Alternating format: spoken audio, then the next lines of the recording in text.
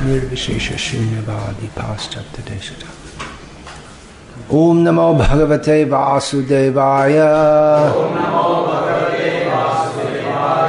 Om Namo Bhagavate Vasudevaya. Om Namo Bhagavate Vasudevaya. Srimad Bhagavad Gita as it is, chapter 6, 24. Chapter 6, text 24. Translation and commentary by His Divine Grace, A.C. Bhaktivedanta Swami Prabhupada. Hare Krishna.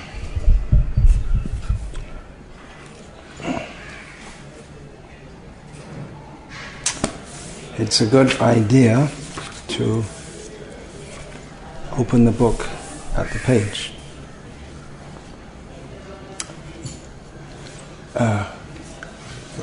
Saha Nischayena Yogtavyaha Yogaha Anirvinna Chetasa Sankalpa Prabhavan Kaman Tyaktva Sarvan Acheshataha Manasa Eva Indriya Gramam Viniyamya Samantataha Sanischayena Yoktavyo Yoga Nirvinna Chetasa Sankalpa Prabhavan Kamang Tyaktva Sarvana Sheshataha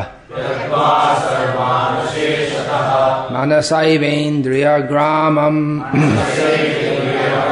Viniyamya Samantataha Sanischayena Yoktavyo Yogo Nirvinna Chetasa Sankalpa Prabhavan Kaman Tyaktva Sarvana Sheshataha Manasaivendriya Gramam Viniyamya Samantataha Sanischayena Yoktavyo Yogo Nirvinna Chetasa Sankalpa Prabhavan Kaman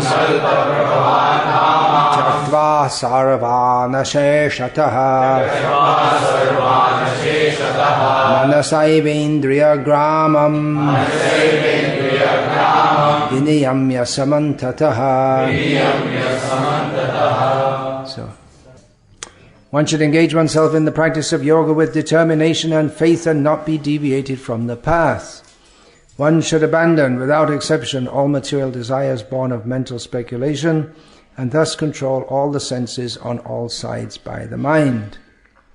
Purport: the yoga practitioner should be determined and should patiently prosecute the practice without deviation. One should be sure of success at the end and pursue this course with great perseverance, not becoming discouraged if there is any delay in the attainment of success. Success is sure for the rigid practitioner. Regarding Bhakti Yoga, Rupa Goswami says, Utsaha Nischayad Dharya Tat Tat Karma Pravartanat Sangatyagat Sato Vrite Shadbhya Bhakti Prasiddhyati. Get some grains for me to distribute to everyone. I need also. One can execute the process of Bhakti Yoga successfully with full-hearted enthusiasm, perseverance and determination by following the prescribed duties in the association of devotees and by engaging completely in activities of goodness. Upadeshamrita 3. As for determination, one should follow the example of the sparrow who lost her eggs in the waves of the ocean. A sparrow laid her eggs on the shore of the ocean, but the big ocean carried away the eggs on its waves. The sparrow became very upset and asked the ocean to return her eggs. The ocean did not even consider her appeal. So the sparrow decided to dry up the ocean. She began to pick out the water in her small beak, and everyone laughed at her for her impossible determination. The news of her activity spread, and at last Garuda, the gigantic bird carrier of Lord Vishnu, heard it. He became compassionate toward his small sister bird, and so he came to see the sparrow. Garuda was very pleased by the determination of the small sparrow, and he promised to help. Thus Garuda at once asked the ocean to return her eggs, lest he himself take up the work of the sparrow. The ocean was frightened at this and returned the eggs. Thus the sparrow became happy by the grace of Garuda. Similarly, the practice of yoga, especially bhakti yoga in Krishna consciousness, may appear to be a very difficult job, but if anyone follows the principles with great determination, the Lord will surely help, for God helps those who help themselves. Just a couple of points before I start to comment on this class, on this verse. 3 times recently I've been in kirtans in which the Panchatattva mantra was chanted just once instead of the standard 3 times. It wasn't just here, it's overseas also. So I don't know if this is becoming a standard. I think it's maybe because of the kirtan melas. They just chant it once quickly, get it over with, and then go on to Hare Krishna, non-stop. With the idea, you got to do it, so get it out of the way. But standard, as introduced by Srila Prabhupada, is 3 times. If you're just going to sing for 5 minutes, then maybe 1 time, but otherwise 3 times, at least. Another point,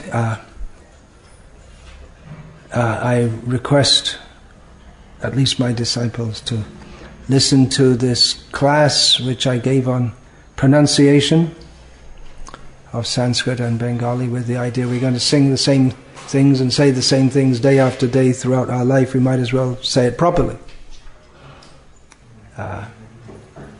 Just like if I, throughout my life, I call Radish Prabhu. Your name is Radish, isn't it? No. Radish. Radish, and that's Muli. It's the English name for Muli. So if I call you Radish, but you can, it's just as easy to say as Radhesh as Radish. So you can just as easily pronounce, if you're going to say the same songs every day, we might as well learn to sing them with correct pronunciation. So, regarding this verse, this chapter of Bhagavad Gita describes the yoga system, the yoga system by which one mechanically in the sense that one deliberately tries to control the body and breath in order to bring the mind under control. The qualities required for doing this are mentioned here, prime one being determination, because determination means to go on doing something which doesn't give an immediate enjoyable result. Sankalpa prabhavan kamams. The tendency, desires come. They come from the sankalpa is described here as some mental. That we have different ideas of sense gratification, and that manifest different ideas. The general idea that we want to enjoy material sense gratification, and from that arises so many material desires, one after the other. So it's much easier just to indulge in material desires, to follow one's desires, but the yogi understands that doing so may give some immediate pleasure, but in the end it gives distress. So he becomes a yogi for this purpose. So these qualities, so determination. His determination is based on saying no to the mind which says, just, wait, this yoga is so difficult. You don't have to do it. You can just be normal like everyone else and just enjoy the world. In another life you can be a yogi. If you want to be a yogi, okay, well, let's make a compromise. In another life you can be a yogi. Just for now, be normal.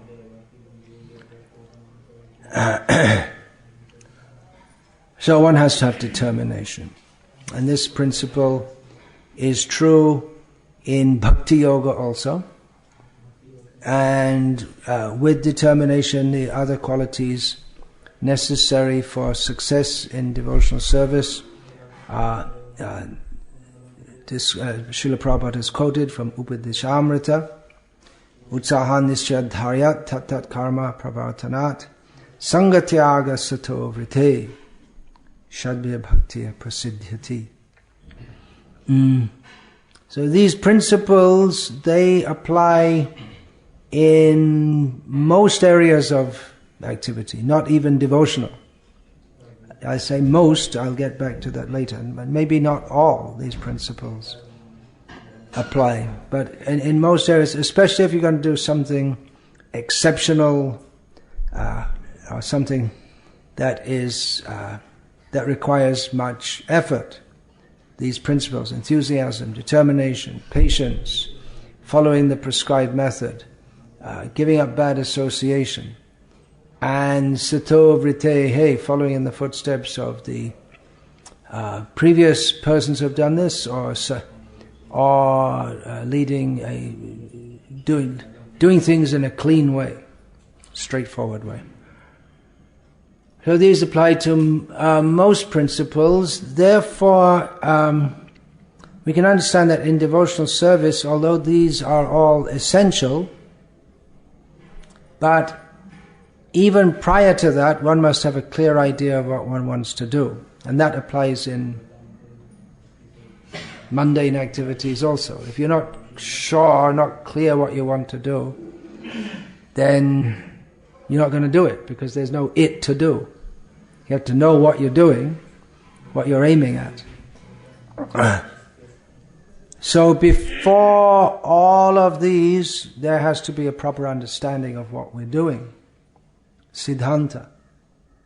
One should clearly know what is the goal. Start with the goal in mind. As said the great sage, what's his name? Stephen Covey. Start with the goal in mind.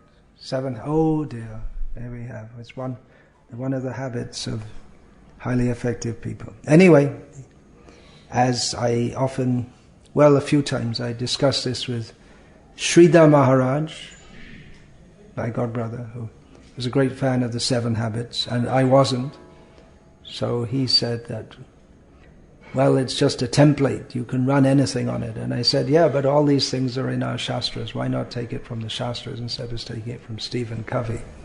So it's not that he invented these things. It's already there.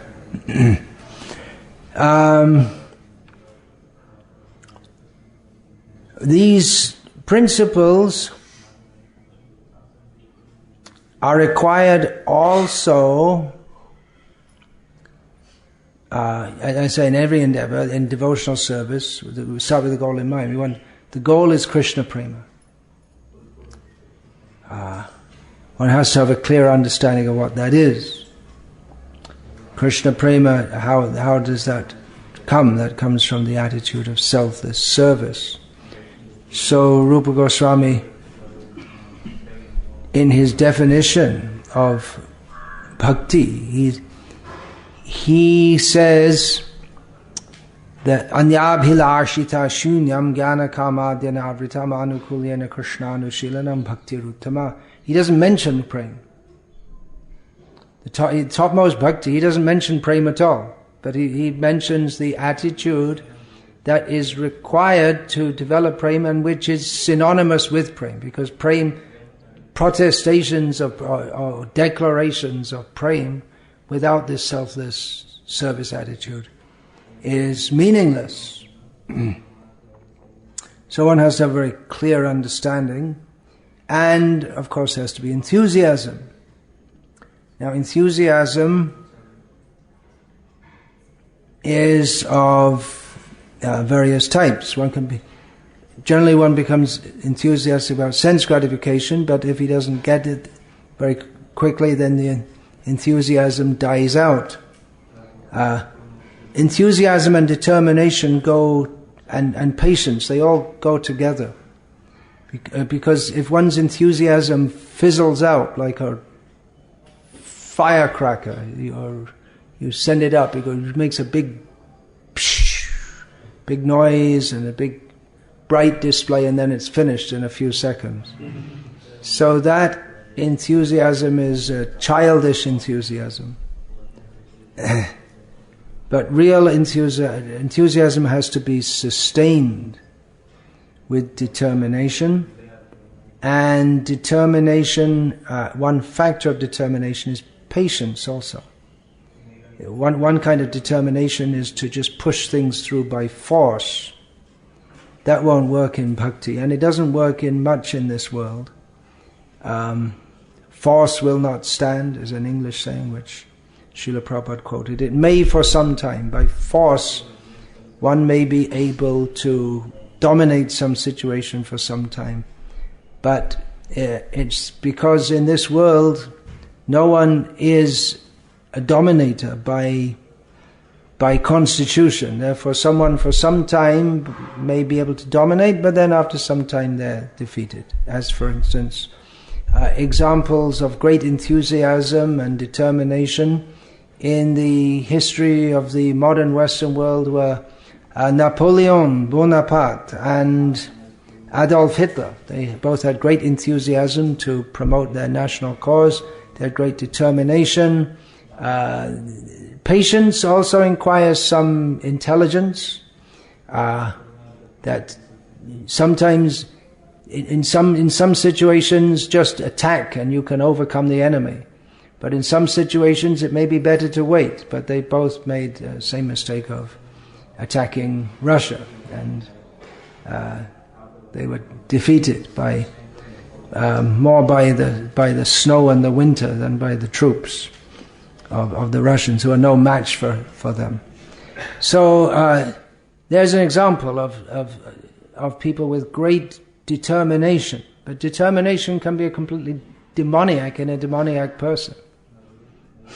It's not in and of itself a godly quality.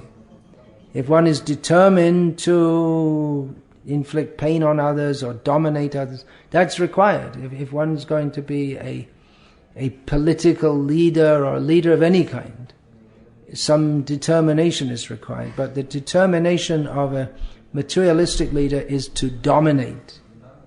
And the more demoniac they are, then the more they come to the platform of dominating by any means, with no scruples. But the determination of a Krishna conscious leader is the determination to serve the mission of Guru and Krishna. Not that my service is dependent upon my position. If I'm here I've got this position, and I'm going to do it. I'm going to show. They're attached to that position. Just 2 days ago, I think it was, I spoke about Srila Prabhupada. He practically overnight, without giving any forewarning, appeared to close down the ISKCON press. Later on he said, okay, we'll keep it. But the devotee who had developed it became totally discouraged and just left Krishna consciousness. And left his wife and child and everything, just gone. I don't have that post, then gone. Altogether. One of our big original 11 so-called acharyas, I heard that some time ago he was who left Krishna consciousness, he was asked that, well, maybe you could come back. He said, well, if they give me a suitable post.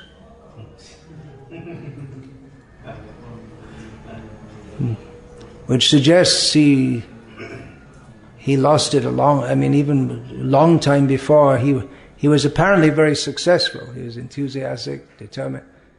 But his determination was the determination for showing off, I suppose.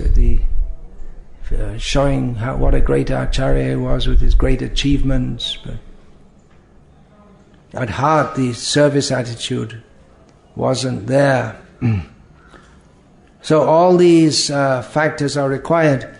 Determination is described by Lord Krishna in the Bhagavad Gita. That determination which is unbreakable, which is sustained with steadfastness by yoga practice, and which thus controls the activities of the mind, life and senses, is determination in the mode of goodness. This is the determination which is being spoken of in this verse, this Gita verse which we read today. So nischayena, nischaya means the determination. So that which is sustained with steadfastness by yoga practice. So it's not just some strong-mindedness. We find many people who are very strong-minded and they bring that into Krishna consciousness. But the sattvic determination is that which is sustained by yoga practice, which in our case means the practice of bhakti yoga, chanting the holy names, Shravanam Kirtanam. In preaching also, all these principles, they apply. If we're to be successful, the real success in preaching is that we sincerely try to do it. It's a devotional service, and the result is in Krishna's hands. But we should also try to actually bring people to Krishna consciousness for the pleasure of Krishna. So numbers is some indication, can be some indication of success also. But again, Siddhanta comes first, because if we tweak the teachings to get more people in, then we actually do a disservice, however successful it might appear to be. So sustained with steadfastness by yoga practice, and which controls the activities of the mind, life and senses. So this determination, this kind of determination is required, not just that someone has a very strong mind, just like Hitler had a strong mind, or Napoleon had a strong... So by one's previous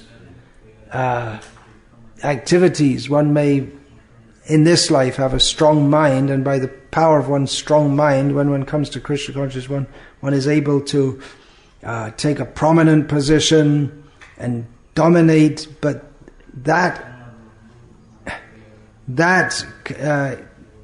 tendency to dominate others without Krishna consciousness, that's actually demoniac, because the constitutional position of the living being is to serve others. So the tendency to dominate without Krishna consciousness, or minimally without a sense of dharma, as given in Bhagavad Gita, Lord Krishna says the kshatriya has Ishvara bhava.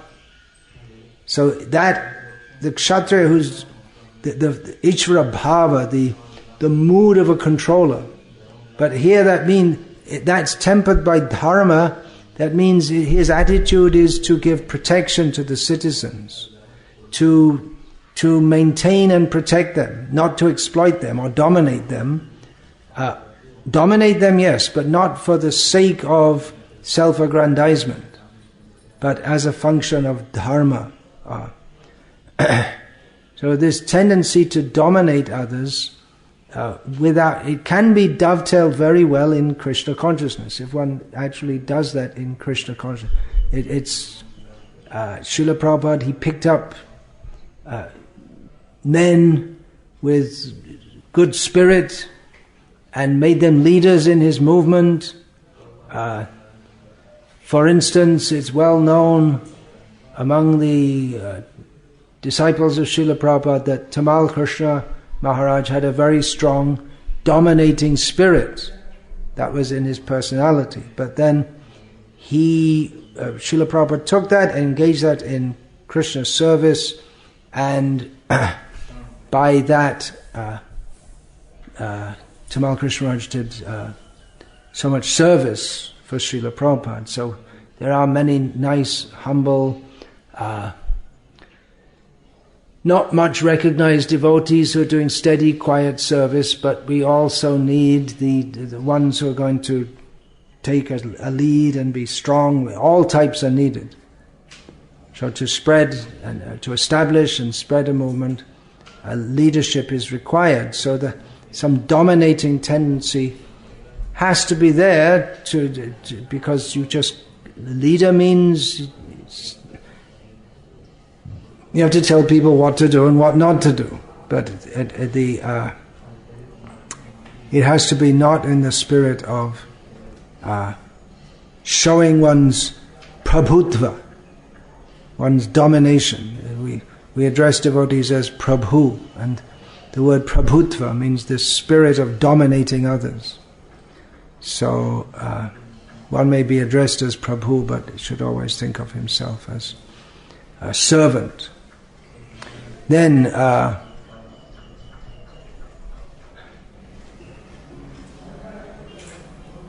in determination in the mode of passion, yayatu dharma karma tandritya dharyaterjuna prasangena pala kangshi dhriti sa parata rajasi. That determination by which one holds fast to fruitive results in religion, economic development and sense gratification is the nature of passion, O Arjuna. So one can be a leader in Krishna consciousness, but result driven, and driven by results for the sake of the results, not clearly for the sake of pleasing Krishna. Phala kangshi. So one may be doing all the right things, but with the wrong motivation. And one may even get the right result, but it won't be the right result. One might be able to build temples and have disciples and followers, but if one is doing so not specifically, wholly and solely for the pleasure of Krishna,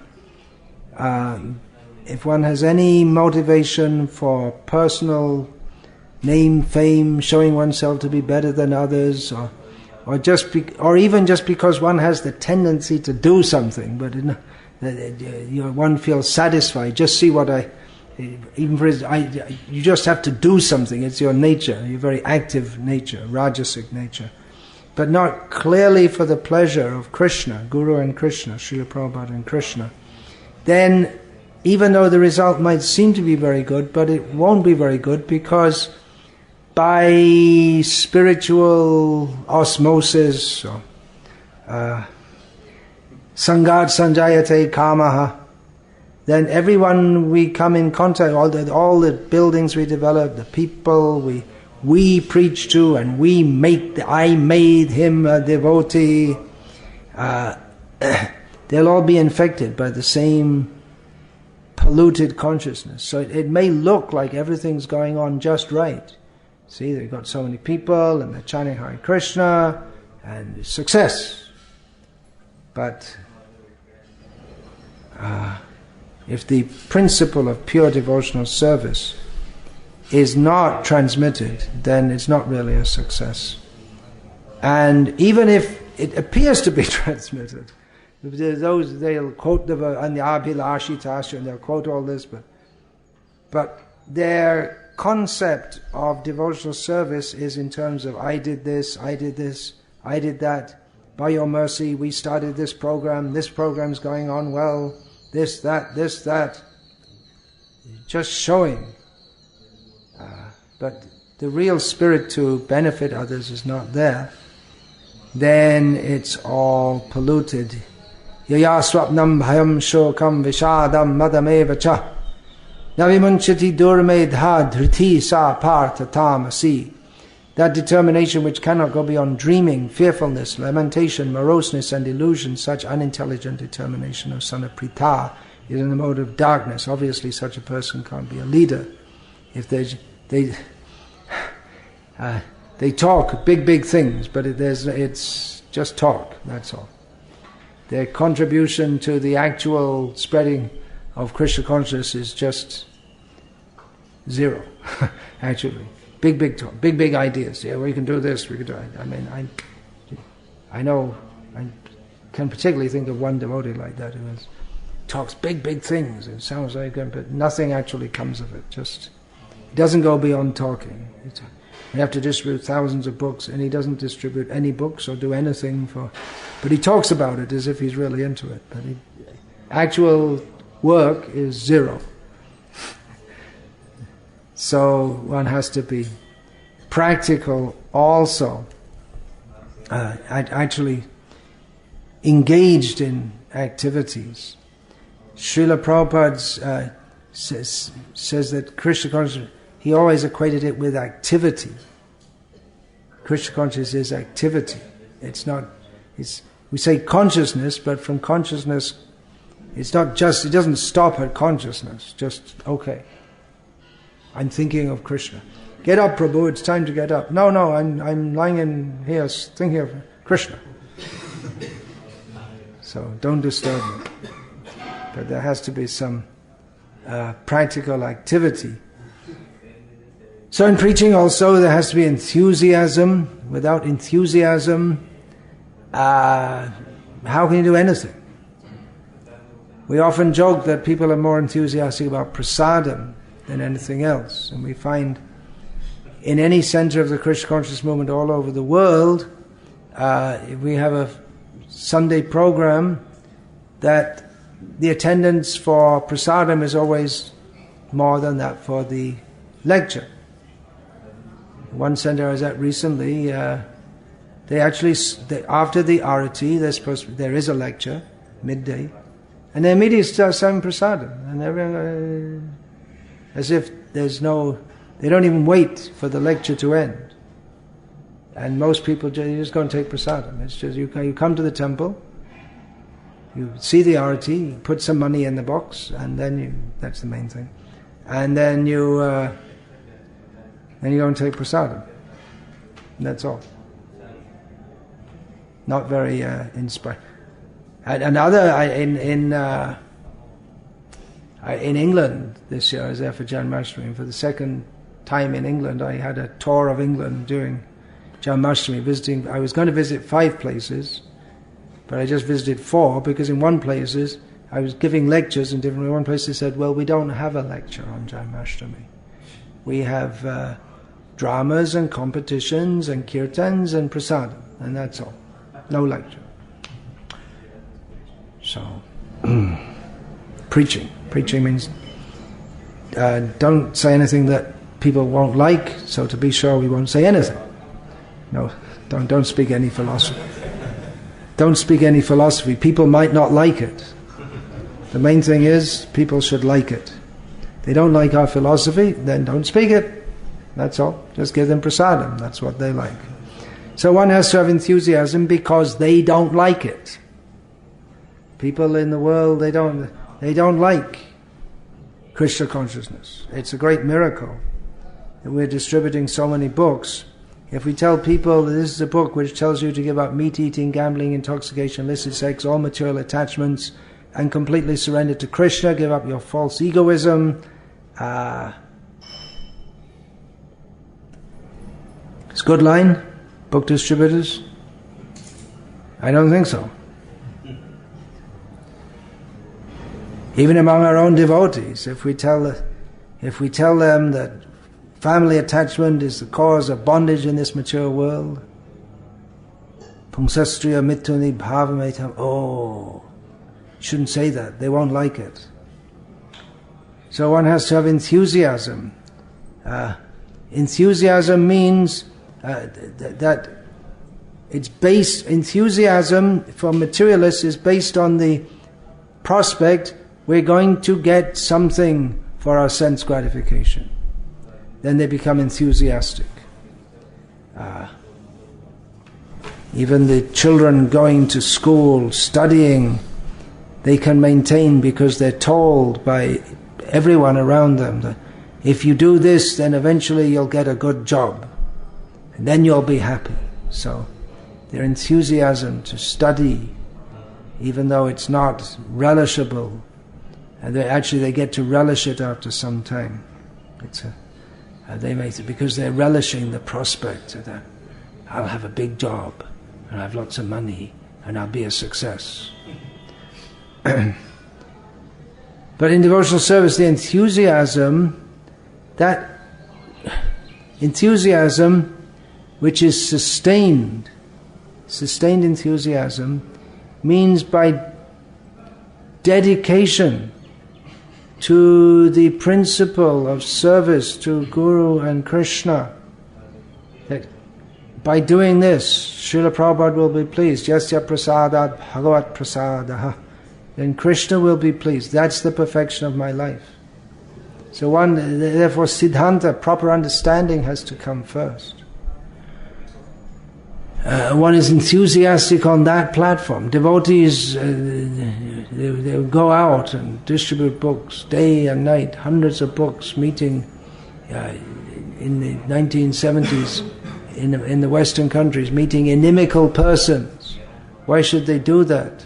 Because they know they can actually experience. Srila Prabhupada is pleased by this, and so they become more enthusiastic. And the police are harassing and arresting, and they can't understand how these people remain so enthusiastic. They must be brainwashed. So make a case, brainwashing case. They must be brainwashed. Otherwise, how could they be enthusiastic to go on selling these books, which are not easy to sell? If it was a pornography book, it would be a lot easier to sell. Or even if it was the life of Mother Teresa, it would be a lot easier to sell, because mundane people like it. It gives them a good feeling. Oh, how nice. But if you read Prabhupada's books, it doesn't give them a good feeling at all. It makes them feel bad. Oh, I'm attached to this material world. Oh, they're insulting me. All fools and rascals. You are a demon. Seems to be what he's saying. He's describing me and says such a person is a demon. So they go on distributing these books enthusiastically, day after day. And they can't the demons couldn't understand it. So they must be brainwashed. Because any sane human being, young man, they have girlfriends and they work and get a job and career, and these people, they don't have sex and they don't go to parties and they don't take alcohol. Even if they're a hippie with long hair and taking LSD, we could understand that a little bit better, but this doesn't make any sense at all. So devotees maintain their enthusiasm and determination. They go side by side. The determination required to do this, and patience to go on and on and on. With so many difficulties come, so many obstacles come. We have to deal with so many strange people, and we have to deal with our own strange mind. Well, every mind is strange, but everyone's mind is strange in their own unique way. I'm uniquely insane. Well, so is everyone else. In this material world, everyone is insane in various ways, and those who are insane in a manner which is quite similar to that of most other people, they're considered sane. It's not that they're actually sane, it's just that they're insane in the same way as everyone else. And they call that being sane, because they think it's normal. So normal means, but actually they're all insane. So to go on pushing Krishna consciousness despite non-acceptance. Here in India there's some encouragement because there is acceptance at some level.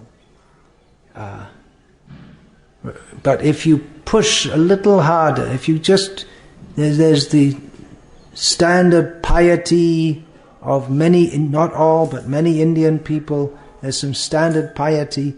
If you just push a little bit beyond the piety and actually threaten their sense gratification, even subtly, then the appreciation starts to, a different mood comes. But that is required. Our aim is not to, as we've understood from Srila Prabhupada, from Srimad Bhagavatam, Bhagavad Gita, which he gave us, our aim is not to encourage people to be pious Hindus. Our aim is to encourage people to give up all conception. Even the pious Hinduism may have many parallels with Krishna, may have many things in common with Krishna consciousness, but it's based on a mundane conception of life. We are here to enjoy this world. And no, even some vague idea there's reincarnation, but they're not much concerned with their future life. Living as an animal, but as a pious Hindu animal. It's ahara nidra bhaya maithun with shubh labh jai Shri Krishna added to it. That's all. But the basic goal of life is eating, sleeping, mating, and effect. Is it not? You're in Surat. Yes. Pious, very pious place. Most pious city in the whole of India, which means in the whole of the world, in the whole of the universe. But people are not interested in surrendering to Krishna, giving up all their mundane designations. They'll be very happy if you have a big conference about cow protection. They'll all come, Go Mata Ki Jai. But if you have something about actually surrendering to Krishna, they're not very popular. If you Bhagavad Sapta you can organize, and so many people will come and you sing nice songs about Krishna, and they all say Jai and this and that. But if you just tweak it a little bit and start reading other verses from Srimad Bhagavatam, then there won't be so many people coming. So actually preaching and gathering many people, we may become enthusiastic. We'll do a Bhagavad Sapta, 20,000 people will come. Then next time 50,000 people will become bigger than Murari Bapu. And it'll be big, so many people will come. And they come, and they like it, they give donation, you build a big temple, and you have a big organization, you have many followers, many disciples, and none of them ever understood anything about what Srila Prabhupada came to this world to do. Srila Prabhupada did not, contrary to the opinion of some, come to this world to promote pious Hinduism or to have icons, even in Rajamanda. He didn't come to start hospitals. That was Vivekananda. You got mixed up. You should have gone to that's the Ram Krishna mission, not the Hare Krishna movement. You should know the difference. You're in the wrong camp. You should be in the Ram Krishna mission. That's one's for hospitals and mundane schools and this and that. Or maybe it's a vegetarian version of the Ramakrishna mission. Here in South India, Ramakrishna mission, they're vegetarian. They couldn't get away with eating fish and eggs and meat as they do in Calcutta. South Indian people wouldn't go for it. And there's South Indian people who join it also. So their idea of being a sadhu is not to be a chicken-eating sadhu. They know that much. They're pious Hindus who get mixed up with the Ramakrishna mission. So to actually preach requires enthusiasm, determination, patience. Everything's not going to go right. Definitely, things are going to go wrong. Sometimes things go very wrong. We may say due to no fault of ours, due to faults of our own also. But don't give up. Don't give up very easily. One should not give up very easily. So there are other considerations also. It's application of intelligence is very important. One can be enthusiasm, determined, patience, and not be very intelligent about what one's doing. There are so many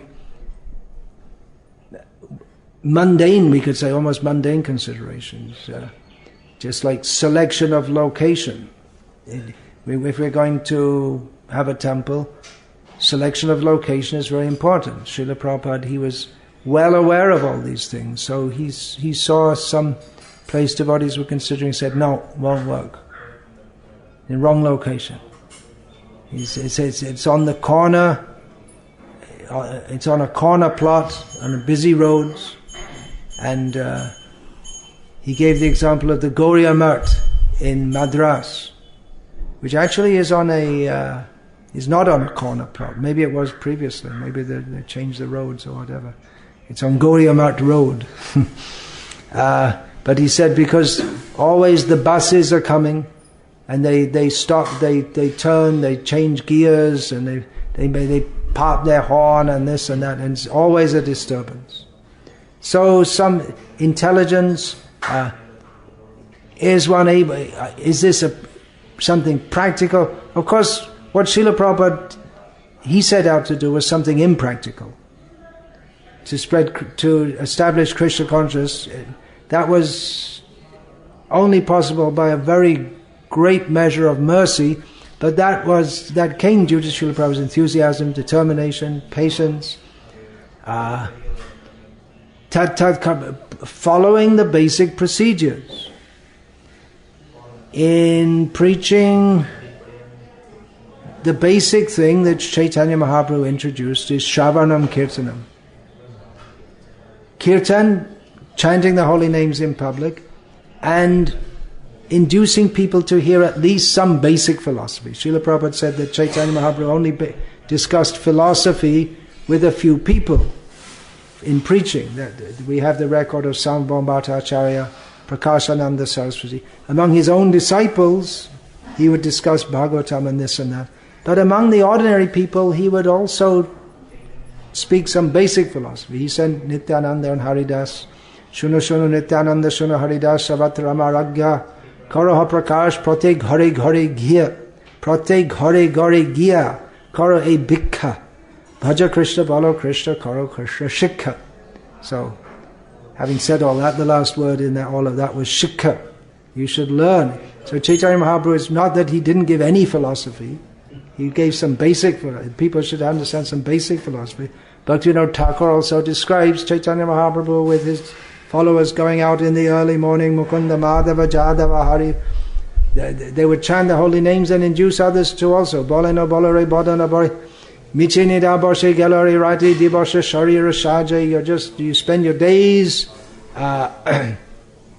just for the decoration of your body and your nights sleeping, and Ebena Bhajale Joshoda Sutta Charame Paribilaja. If you don't worship Krishna now in this human life, you'll just fall down into shame. So it wasn't that Chaitanya Mahaprabhu wasn't preaching, he was preaching, but basic, simple stuff, which actually you'll find anyone can understand. You don't need to be educated. You can find people. I've personally met in Bengal's Vaishnavas with very good understanding of basic Siddhanta. Maybe they couldn't explain to you about how the Chaturvyuha, and then there's another Chaturvyuha, and Mahasankarsana. Maybe they couldn't explain. Maybe they could also, but they have a basic understanding. This human life is very rare. It's meant for serving Krishna. You have to chant the holy names. They got it. They know. They no Bhakti Shastra degree, nothing, but they know. And they're fixed. And they're doing their devotional service. So Shravan Kirtan are the basic things. And that's there in Prabhupada started this movement in the Western countries by preaching, by going out in the public and chanting. He would also give lectures. And distributing philosophy, one of the first things he did when he had his first followers, still they hadn't shaved up, I'm not sure if they were even initiated, but he had them do this Back to Godhead magazine. Even though all they knew was what they had heard from him, they were all new, but he had Back to Godhead, make a magazine, write, you preach. And then later that expanded into his books, distributing books. Now, these are the basic activities, and there are so many other activities also. Festivals, holding festivals, is a traditional Gauriya method of preaching. Wasn't introduced by Chaitanya Mahaprabhu per se, but that came up just after Chaitanya Mahaprabhu. Regular festivals, Gaur Purnima festival. Rasikananda Dev in Orissa, that was a standard method of his preaching, to hold big festivals, which includes prasadam distribution. So these are the basic methods of preaching. You're going to preach, you have enthusiasm, determination, patience, tat karma pravartana. Just do the basic things. If you want to do something else also, like having a rock concert, well, maybe. But at least not as an alternative to the basic kirtan, that maybe among a certain crowd, maybe. I'm saying maybe here, with underline that word. But the basic processes should be there. And if you do that, success will be there. Other things may be there, but they should be to bring people to these processes. Hearing, chanting, joining festivals, taking prasadam, hearing, chanting, that includes giving philosophy, books, all these things, book distribution. These are the basic preaching activities. Sangha tyaga, that means giving up bad association.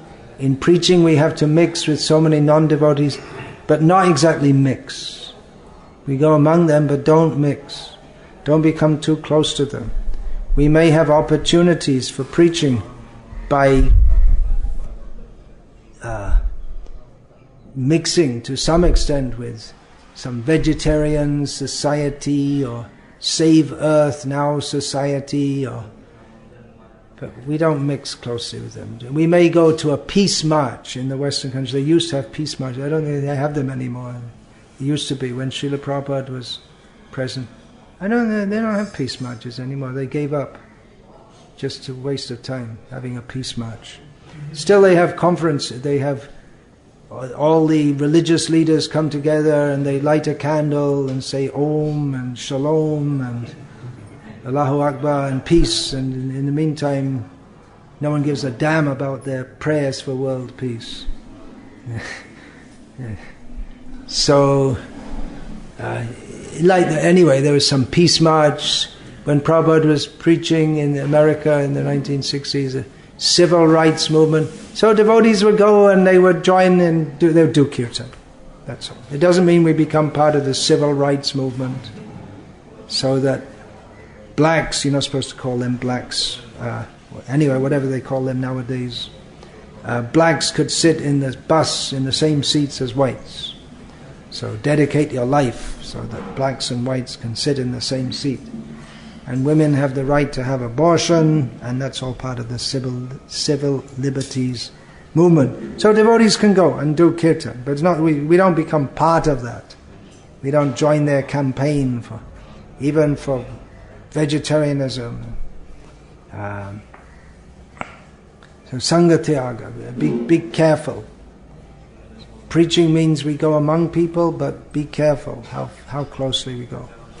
And Sato Vritte, following the example of the previous acharyas, Srila Prabhupada in this verse, his verse, he says, by engaging activities, completely in activities of goodness. Sato Vritte can also mean conducting our activities in a clean way. Of course, this world is very corrupt, but as far as possible, as people are looking to us, or we hope that people will look to us as being exemplars. So we should also not engage in any cheating, as far as possible, keep clean. Deal with people straightforwardly. It is a corrupt world, so we may have to do things in a somewhat corrupt way. I myself, I must admit, in Bangladesh we used to engage in smuggling Prabhupada's books into the country. So I have no regrets about that, but you have to lie to the customs officers and this and that. But we'd be much more happy if we could just do it straightforwardly. But if you can't, then you may have to resort to some other means. But in general, do everything in a very clean way. So these are principles of success in devotional service. And I'll finish there for now, and maybe continue tomorrow some more about this. Hare Krishna. All glories to Srila Prabhupada. Any question about this? Yeah. You told that from beginning. I said. Yeah, it's Indian English. Guru Maharaj, you said that from beginning our clear understanding of Siddhanta should be there. So I wonder how much, because clear understanding of Siddhanta also comes by purification. Clear understanding of Siddhanta comes from purification also. How much people can grasp from the beginning? How much can people grasp in the beginning? Well, it depends on their innate capacity. Innate means where they start off, taking off from the previous life and the association they get in this life. But also in the beginning they don't start preaching, or they may go they may be sent for book distribution or assisting someone like this, but they don't really know what they're doing. Really, if we're talking about preaching, what I was talking about here was devotees who are dedicating their lives for bringing others to Krishna consciousness, and who are making plans to do that. So we're not talking about gross neophytes here.